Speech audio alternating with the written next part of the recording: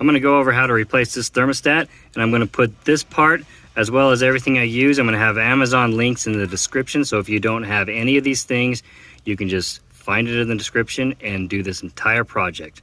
This is only like a $7 piece, so don't take it to a mechanic shop and get charged $100 or $200 or $300 for it. Hey guys, Chris Fix is a channel I watch all the time to help me learn how to do some of this stuff, but this is not this channel.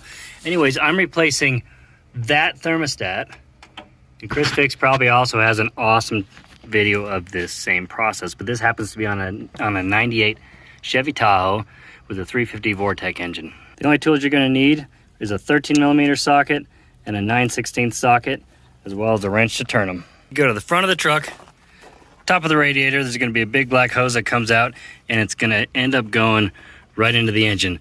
9/16. Oh, come on. This thing I don't think it's ever been taken off, by the way. The other one's a different size. 1/2 inch.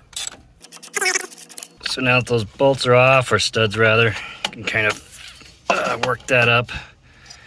And down in there is your thermostat. It might be kind of stuck in there a little bit. This one's not. Here we have a new thermostat and an old thermostat. So if you take, on the new one, you can pull it up with some pressure. It is kind of tight because it takes some pressure to activate it. But on the old one, it'll move, but I mean, it takes probably like 10 times the force. The thermostat's gonna come with an O-ring. Okay, I got this stupid ground wire fixed. I got this new thermostat I'm dropping into place. I topped off some fluid directly into the engine. You can see I was a super accurate shot there, but this is reality, not fiction. So we'll undo what we did. We'll put this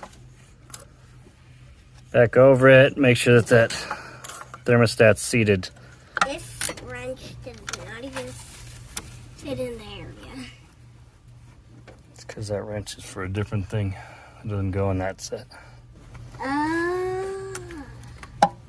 Thanks for watching. If you're interested, I have a bunch of other videos that have to do with building things, framing and concrete and fire pits and outdoor kitchens and things of that nature. So check out some of those videos, please, and thanks for watching. What was happening? Why is my camera not focusing?